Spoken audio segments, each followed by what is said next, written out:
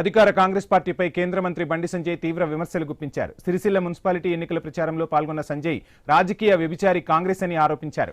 గాంధీ భవన్లోనే ఫిరాయింపు ఎమ్మెల్యేల సంసారం సాగుతోందన్నారు. స్పీకర్ పదవికి మచ్చ తేవడం న్యాయమేనా అని ప్రశ్నించారు. ఈ ఎన్నికల్లో ఫిరాయింపు ఎమ్మెల్యేలను నిలదీయాలన్నారు సంజయ్.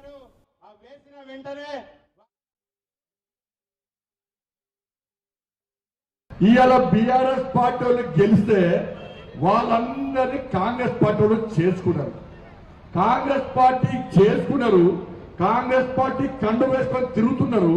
కానీ తెలంగాణలో మా స్పీకర్ సార్ చాలా మంచోడు, చాలా నిజాయితీపరుడు, ఆ పదవి చాలా గొప్పది. కానీ కాంగ్రెస్ పార్టీలో చేరినోళ్లను కాంగ్రెస్ పార్టీలో చేరలే అది బీఆర్ఎస్ పార్టీ అని స్పీకర్ గారు చెప్తున్నారు. వాళ్ళు కండువ వేసుకునేది కాంగ్రెస్ పార్టీ, వాళ్ళు సంసారం చేసేది గాంధీ భవన్ లో, జిల్లాలలో సంసారం చేసేది డిసిసి భవన్ లో. ఇవాళ కాంగ్రెస్ పార్టీ బీఫామ్లు ఇచ్చేది కూడా ఈ ఫిరాయించిన ఎమ్మెల్యేలే. కాంగ్రెస్ పార్టీ నాయకులను చెప్పుకునే కూడా ఈ ఫిరాయించిన ఎమ్మెల్యేలే. కానీ ఇలా స్పీకర్ సార్ ఏమంటారంటే వాళ్ళు కాంగ్రెస్ పార్టీ కాదు, వాళ్ళంతా బీఆర్ఎస్ పార్టీ అంటున్నారు.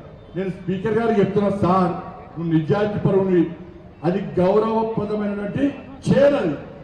ఇలా స్పీకర్ సార్కి గౌరవం ఉంటే, నువ్వు నిజాయితీగా వివరిస్తున్నా నువ్వు అనుకుంటే, ఎవరైతే ఫిరాయించిందో ఆ ఎమ్మెల్యేల నియోజకవర్గాలకు పోయి ప్రజలను అడుగు సార్, నువ్వు వీళ్ళు ఏ పార్టీ, వీళ్ళు BRS party Congress party, Congress పార్టీకి పనిచేస్తున్నా బీఆర్ఎస్ పార్టీకి పనిచేస్తున్నా, నువ్వు ప్రజాభిప్రాయ సేకరణ చేసే దమ్ము ఇలా గౌరవ స్పీకర్ గారికి ఉందా అని చెప్పి ప్రశ్నిస్తున్నా.